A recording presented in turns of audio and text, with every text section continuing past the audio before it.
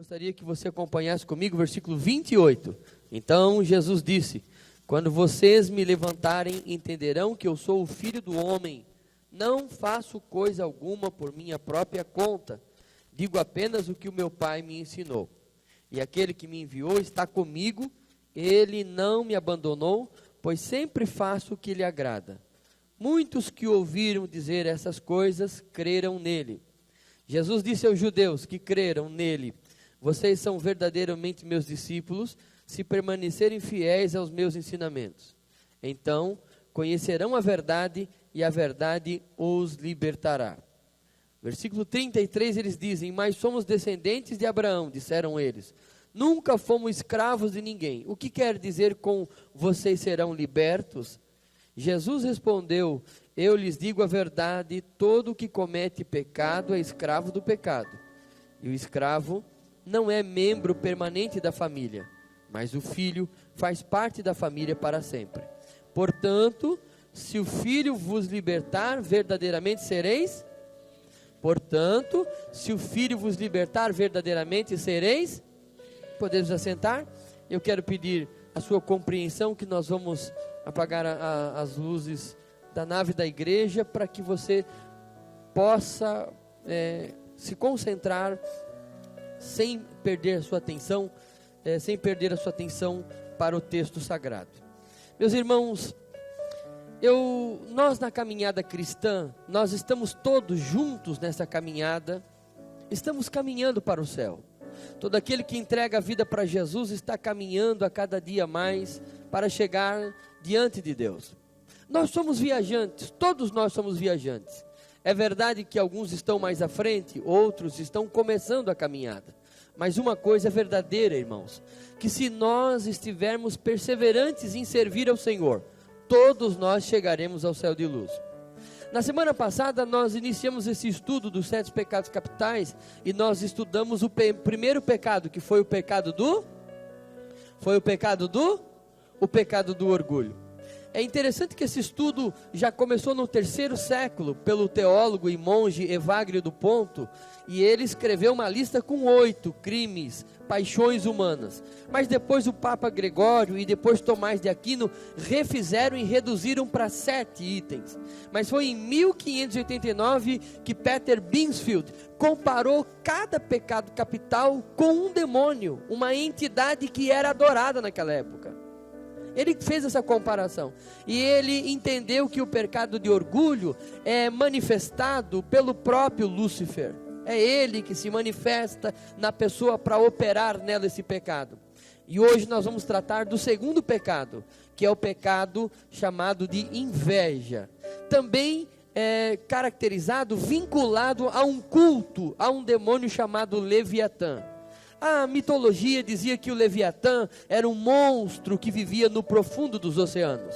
E que de vez em quando ele saía do profundo dos oceanos para vir na terra destruir as coisas que os homens fizeram.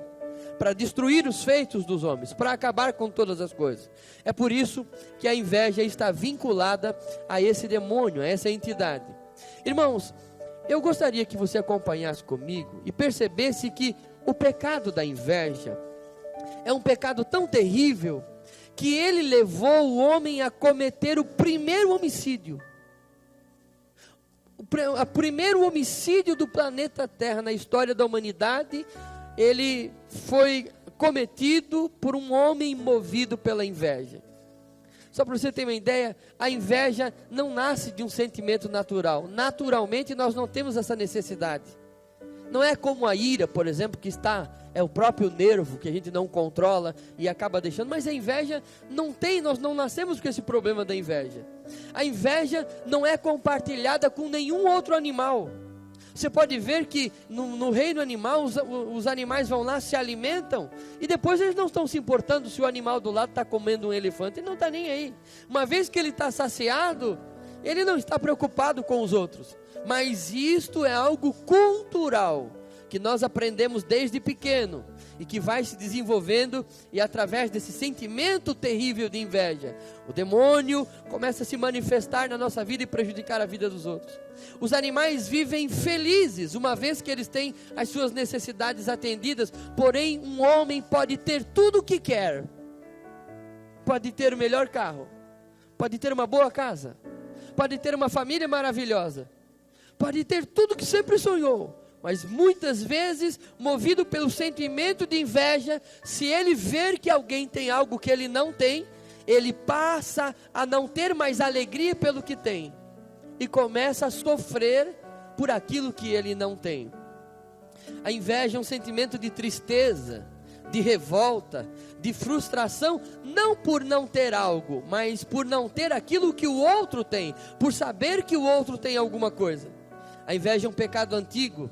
De certa forma, a inveja existe antes de Adão e Eva, porque na verdade a inveja já estava no coração de Lúcifer, que invejou a posição de Deus, a glória de Deus, e quis tomar o lugar de Deus. A inveja é considerada um pecado terrível, porque a pessoa invejosa, ela ignora tudo aquilo que ela já recebeu de Deus,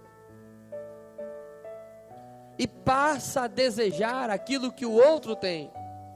Ela não valoriza aquilo que Deus deu, mas ela começa a se lamentar pelas coisas que a outra pessoa tem. A inveja é terrível, porque na maior parte das vezes ninguém inveja a oração. Você não vai ver ninguém que tem inveja do outro porque ora. Você não vai ver inveja de alguém que tem inveja de alguém porque jejua, não. Você vai ver que na maior parte das vezes está relacionado com aquele material, com aquilo que é de posse material. A inveja atrasa o crescimento espiritual quando não mata o indivíduo. O desejo exagerado de posses, de status, de habilidade, e tudo mostra que procura olhar para aquilo que a outra pessoa tem. O invejoso ignora o que tem para cobiçar o que os outros têm. Talvez seja por isso que as redes sociais fazem tanto sucesso, porque ali você começa a ver o que as pessoas têm. É a janela da Fifi, aonde você olha e analisa e avalia e começa a estudar e perseguir a vida das pessoas. A inveja é frequentemente confundida com o pecado capital da avareza, porque é um desejo de riqueza material que pode pertencer das coisas que pertencem a outro. A inveja na forma de ciúme, inclusive, é proibido nos 10 mandamentos. Você não deve invejar, cobiçar as coisas dos outros.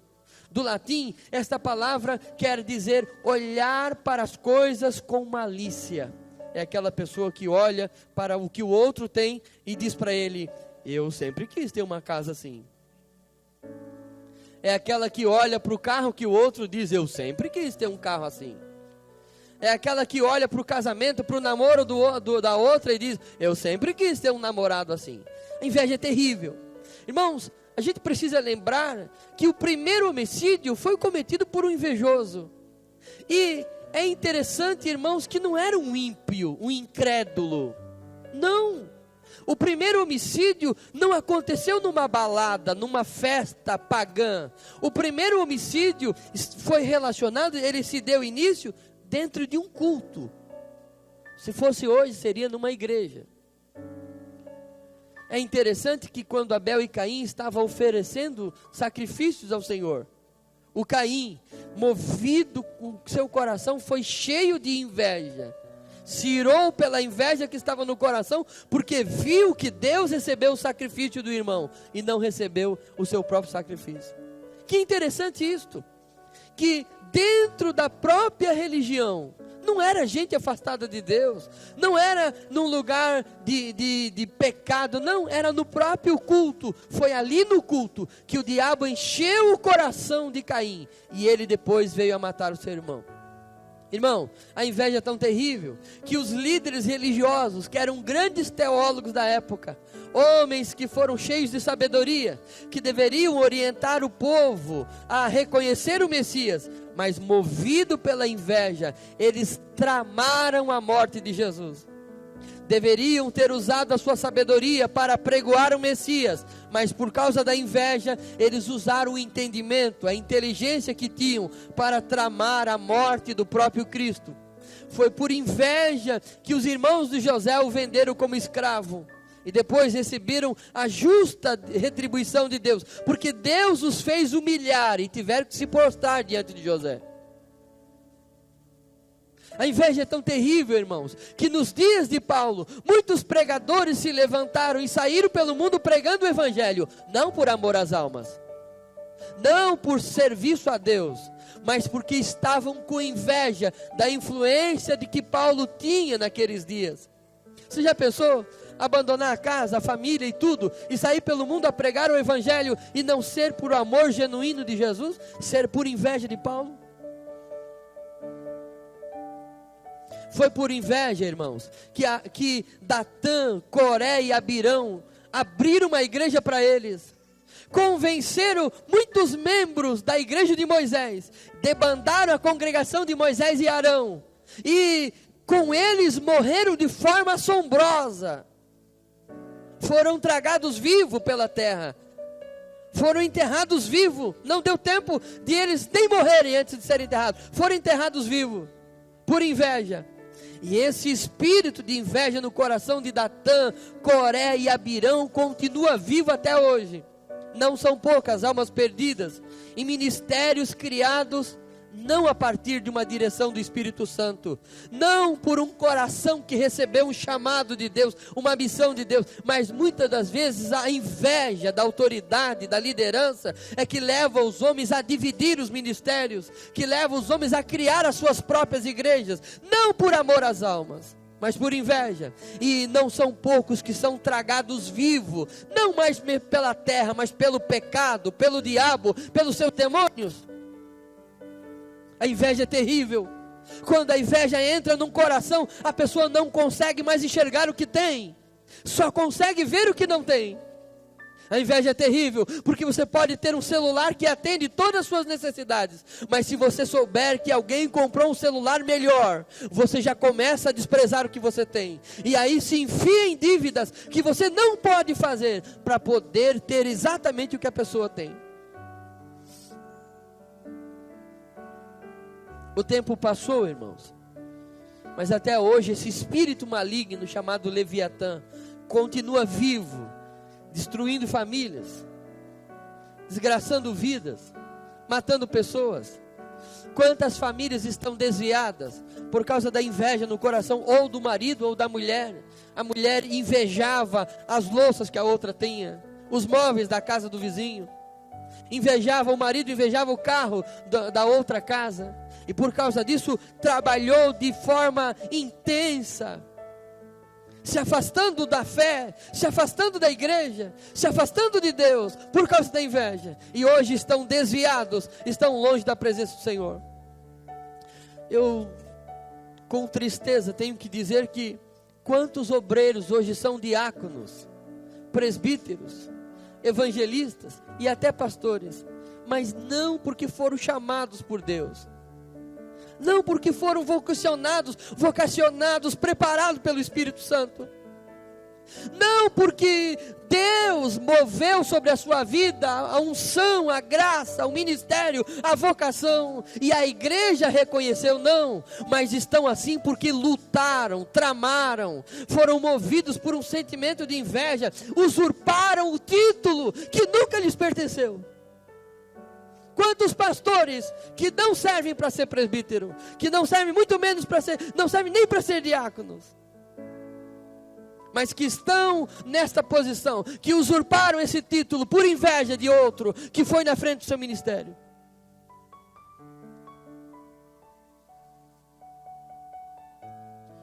Nunca receberam a graça do Espírito Santo sobre eles. São homens e mulheres vazios.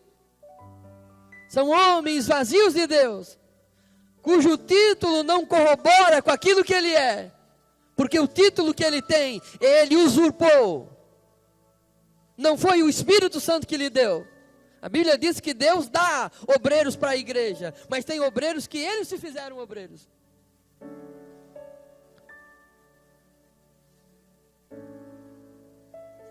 Quando a gente tem algo que não foi Deus que deu, que não foi no tempo de Deus, mas foi motivado por um sentimento de inveja, isso também logo passa. E a riqueza e aquilo que se adquire se evapora diante dos olhos do invejoso. Logo, ele vai enxergar algo maior. Logo vai ser um celular novo, uma roupa nova, uma casa nova, móveis diferentes. Logo vão sair sapatos novos, tudo novo. E o invejoso terá que trabalhar amargamente para conseguir essas coisas. Logo, essa pessoa não pode ser feliz. Você nunca vai ver um invejoso feliz. Você nunca vai ver um homem, uma mulher invejosa, feliz, alegre. Não, porque ele sempre tem um motivo para estar triste. Mas o texto que nós lemos diz: se o Filho vos libertar, verdadeiramente sereis. Se o Filho vos libertar, verdadeiramente sereis livres. Irmãos, Jesus veio para nos libertar de todo mal. Jesus veio para quebrar as correntes que nos amarram. Jesus veio para nos fortalecer. Quantos casamentos estão arruinados? Casamentos que nunca sentiram amor. Maridos e mulheres que nunca se amaram. Mas lá no passado, quando você vai analisar, você vai descobrir que o que levou ao casamento não foi o amor, foi a inveja. A inveja de alguém que já estava se casando e eu não podia perder a oportunidade, eu não podia ficar para trás. E agora não é feliz. Mas Jesus quer nos libertar nessa noite, irmãos. Ele continua vivo. Ele ressuscitou. E há 2000 anos atrás ele clamou no meio daquele povo. Aquele povo tinha inveja de Jesus. Aqueles líderes tinham inveja de Jesus.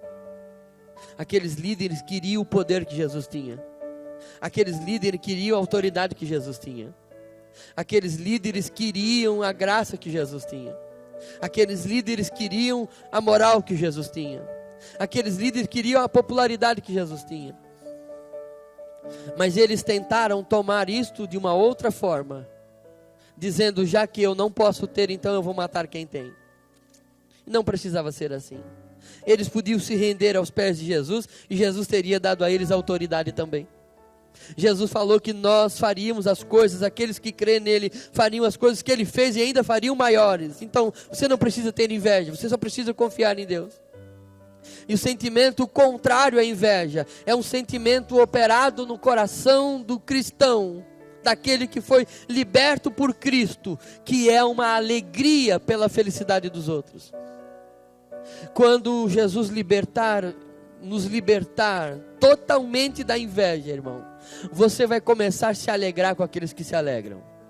E eu vou ser sincero aos irmãos, a maior dificuldade do cristão não é chorar com os que choram. A gente tem uma facilidade muito grande de encostar de alguém que está lamuriando e chorar do lado da pessoa. Coitado, olha só, perdeu um ente querido.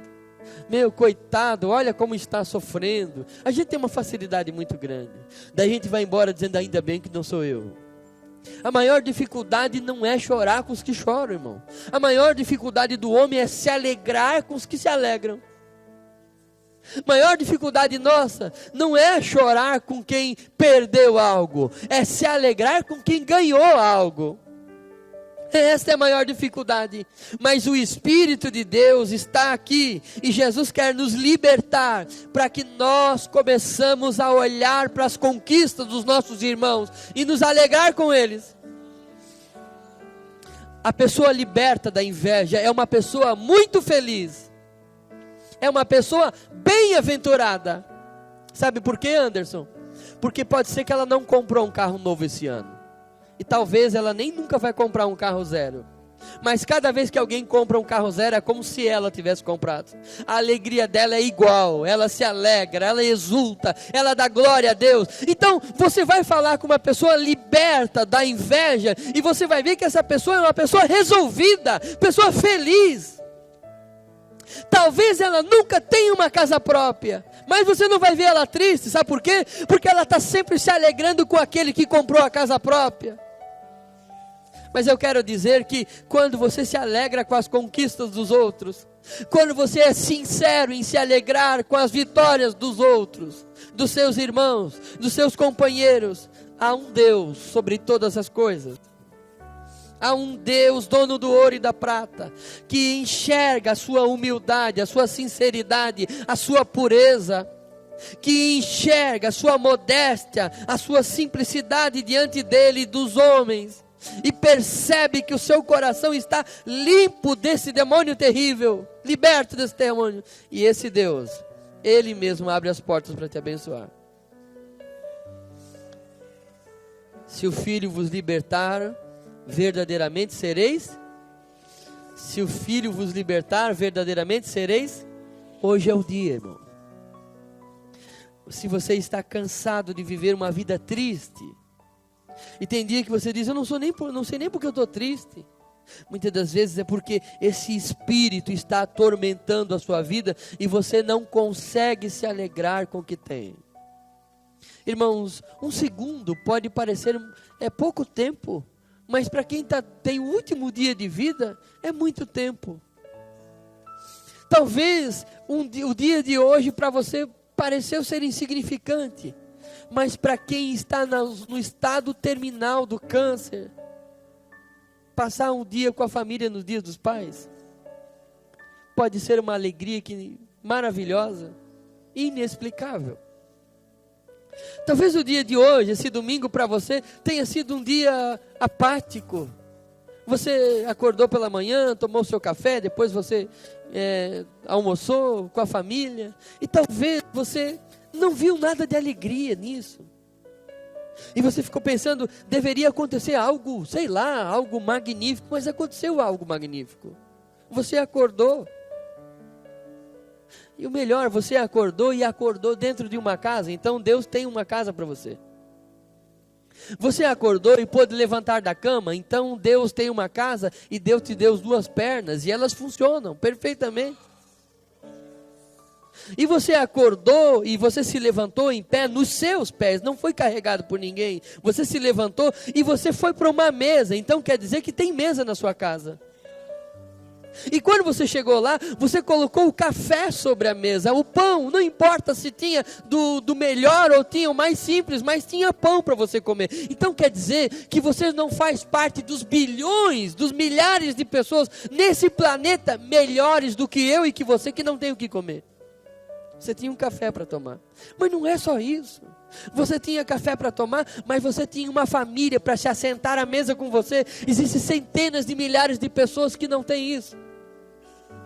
Ao meio-dia você almoçou, você tinha comida para almoçar. À tarde você, quem sabe não quis fazer nada hoje, disse, não, eu vou me jogar no sofá. Então você tem um sofá, uma sala para você dormir, para você descansar. Existem centenas de países que estão em guerra. E as pessoas estão correndo de um lado para o outro e não podem descansar, nem o corpo físico. Quando chegou no final do dia, você tomou seu banho e veio para o templo. Você tem liberdade religiosa. Existem centenas de lugares que você jamais poderia ir ao templo. Você está ouvindo uma pregação sentado num banco. Existem centenas de lugares em que as pessoas cultuam em pé. Nós estamos num templo com ar-condicionado. Quantos milhares de cristãos congregam debaixo de árvores? E eles não são piores do que nós, e nem melhores do que nós, são exatamente igual a nós. Então nós temos motivos para agradecer a Deus. Não tenha inveja, irmão. Tenha fé, que o Deus que deu para o seu irmão tem poder para dar para você também. Não tenha inveja. Não inveje o seu irmão, não queira aquilo que o seu irmão tem. A inveja mata, destrói. A inveja leva para a miséria, para a ruína. Mas quando você tem fé no coração, você diz, obrigado por ter dado para o meu irmão, porque eu sei que o Deus que dá aquilo e abençoa o irmão, também pode me abençoar. Na hora certa também vai me abençoar. Na hora certa Ele também vai olhar para mim.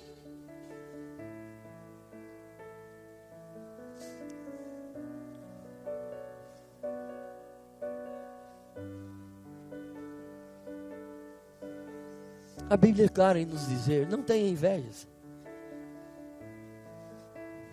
A Bíblia é clara em nos dizer que nós devemos descansar no Senhor, porque os seus amados Ele dá. O próprio Jesus diz no Evangelho escrito por Mateus que não devemos estar ansiosos por coisa alguma, devemos descansar no Senhor. O Deus que cuida dos pássaros, cuida da nossa vida. O Deus que cuida das plantas, cuida das nossas vidas. O Deus que veste o lírio do campo é o Deus que veste você. Não tenha inveja da roupa do seu irmão, do calçado do seu irmão, do carro do seu irmão. Tenha fé. Viva a sua vida na fé em Jesus, crendo que o Deus que você serve sabe das suas necessidades e a seu tempo Ele vai operar sobre você. Ele também vai te abençoar. Quem sabe é a vez primeira do seu irmão. Quem olha para as bênçãos do irmão, quem olha para a vitória de alguém, não sabe quanto ele sofreu. Só olha para a vitória, mas não sabe às vezes quanto tempo ele está esperando. Não roube a bênção do seu irmão. Não queira o mal do seu irmão. Se ele está indo no ministério, que bênção. Eu tive oportunidade de congregar durante 15 anos na igreja do Stephen, lá em Brusque. E sabe uma coisa que os obreiros de Brusque me ensinaram, daquela congregação me ensinaram a não ter inveja dos amigos, dos companheiros de púlpito. E eles, quando alguém pregava bem, quando se desenvolvia bem, os obreiros, quando terminava o culto, eles abraçavam e diziam: que Deus te abençoe e continue te usando, meu filho.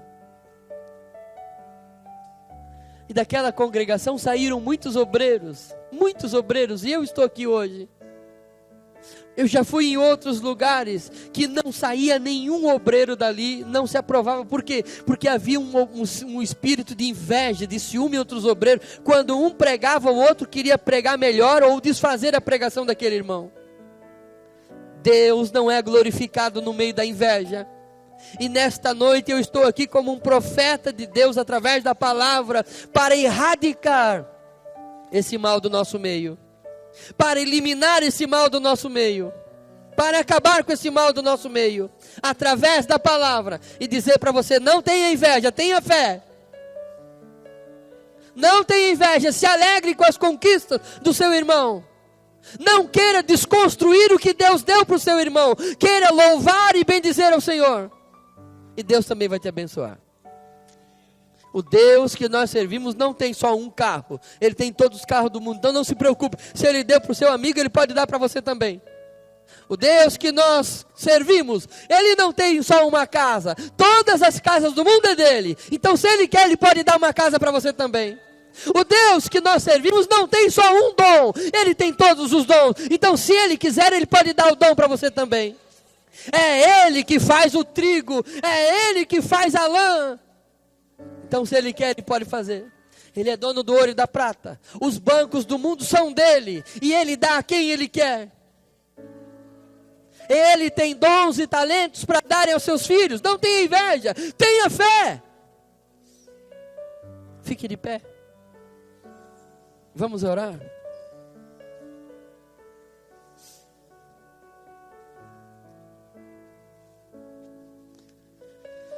Muitas vezes aquele espírito saía do mar. Os antigos diziam que aquele espírito saía para destruir aquilo que os homens haviam conquistado.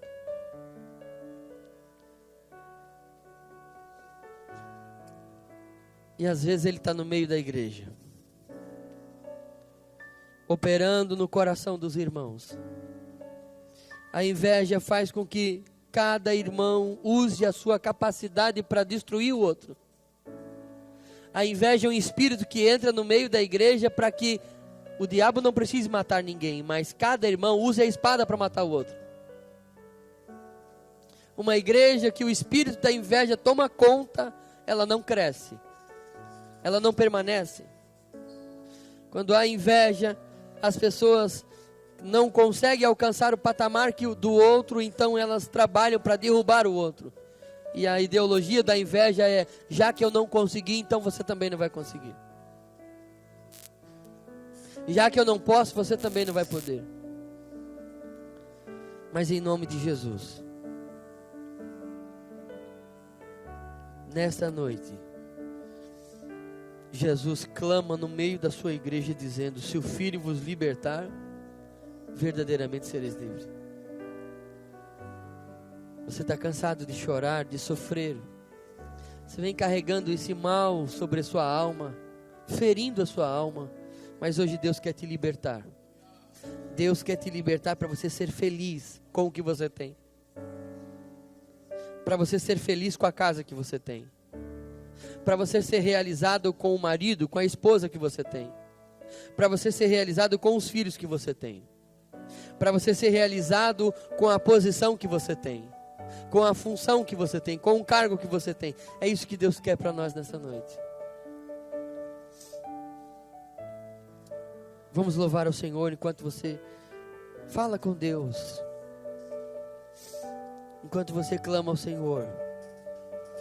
Quem sabe no seu coração tem brotado esse sentimento de inveja. Mas nessa noite o Senhor está falando conosco através da palavra. Que aquele que comete pecado é escravo do pecado. Mas se o Filho vos libertar verdadeiramente, sereis? Se o Filho vos libertar verdadeiramente, sereis livres. Feche os seus olhos. Vamos orar. Vamos louvar a Deus com a banda. Enquanto isso você clama ao Senhor, fala com Deus.